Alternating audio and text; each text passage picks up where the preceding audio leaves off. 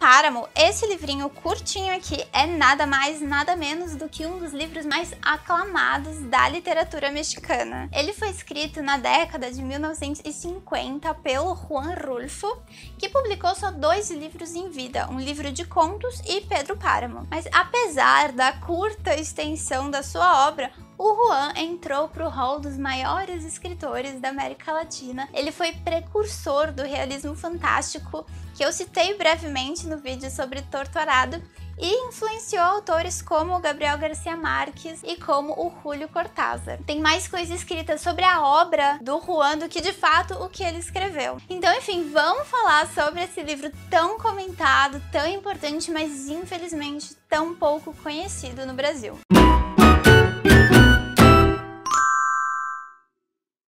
Olá pessoal, seja muito bem-vindo ou muito bem-vinda ao Ressaca Cultural. Eu sou a Mariana Ramiro e hoje nós vamos falar sobre Pedro Páramo, do escritor mexicano Juan Rulfo.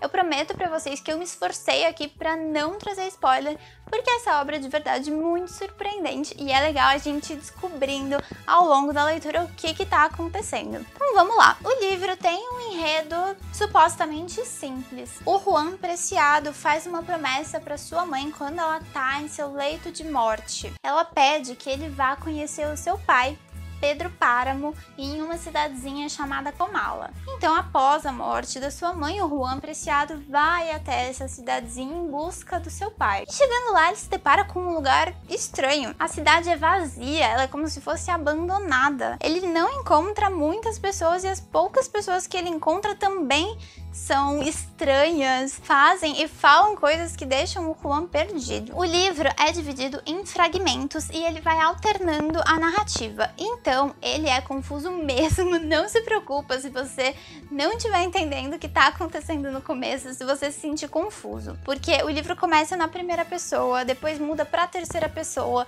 muda de personagem, muda de tempo, muda de núcleo, enfim. Demora um pouco até a gente entender quem é quem, quais são as relações entre as pessoas e o que está acontecendo. Além da parte do Juan Preciado, que fica tentando descobrir o que acontece nessa cidade, quem é o seu pai, a gente conhece também os outros cidadãos de Comala, suas histórias.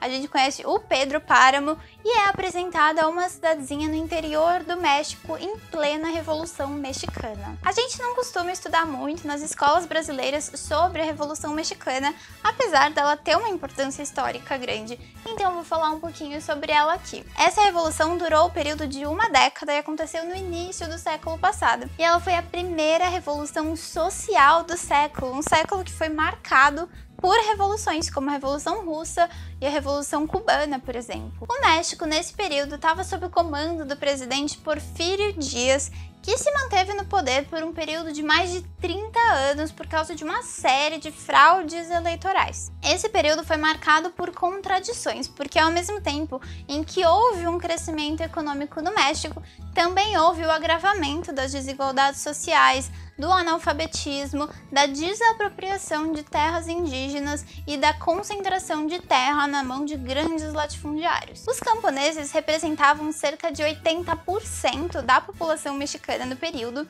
então eles foram os que participaram mais ativamente da revolução, desse período de mudanças pelo qual o México passou, mas eles não foram o único setor a participar da revolução. Em 1911, o Porfirio Díaz renunciou e outras lideranças políticas surgiram, muitas delas vindas da elite agrária mexicana, da qual o nosso personagem Pedro Páramo faz parte. Como a elite agrária mexicana não buscava reforma agrária ou mudanças estruturais sociais grandes, as manifestações continuaram ao longo da década e nesse período guerrilhas camponesas surgiram também com novas lideranças.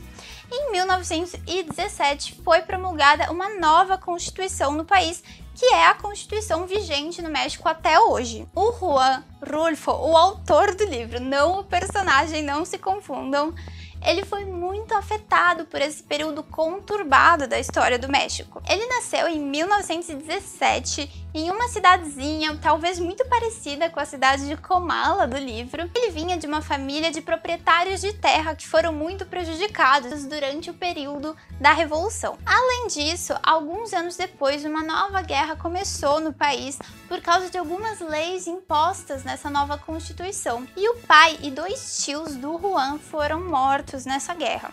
E a sua mãe morreu 4 anos depois por causa de um ataque cardíaco. Então o Juan teve que morar em um orfanato em outra cidade. Não é de se espantar então que o autor retrate esse período do país nas suas obras e retrate também a violência e a morte. Eu acho muito bacana como obras latino-americanas acabam retratando desigualdades e problemáticas sociais profundas e aspectos tão característicos nossos, resultado de uma colonização tão brutal. A gente consegue ler um livro mexicano, um livro colombiano e identificar no comportamento, nos problemas dos personagens, vários comportamentos e problemas do brasileiro também. E eu acho que essa semelhança nossa é incrível e é um dos motivos pelos quais obras latino-americanas de outros países deveriam ser mais conhecidas pelos brasileiros e obras brasileiras deveriam ser mais conhecidas nos outros países da América Latina também. A gente devia ter essa troca maior, na minha opinião. Mas enfim, voltando ao livro, eu não conseguia largar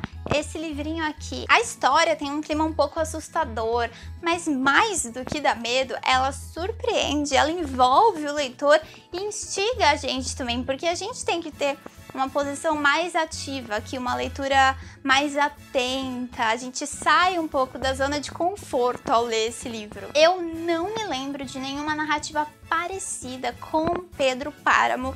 Eu ainda não li muitos livros desses autores que se inspiram no Juan Rulfo, então pode ser que tenha mais semelhanças, a gente consiga identificar essas semelhanças, mas de verdade eu achei uma obra muito única, muito original e seria incrível que mais e mais gente entrasse em contato e conhecesse esse livro. Ah, uma coisa muito importante é que tem um prefácio aqui no livro, escrito pelo tradutor da obra, o Eric Nepomuceno. Não leiam esse prefácio antes de ler o livro se vocês não quiserem spoilers da obra.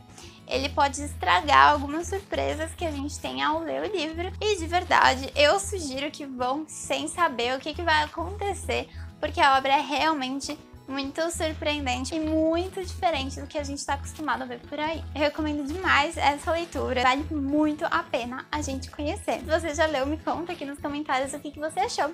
E é isso, se você gostou do vídeo, não esquece de deixar seu like, de comentar, de compartilhar e de se inscrever aqui no canal.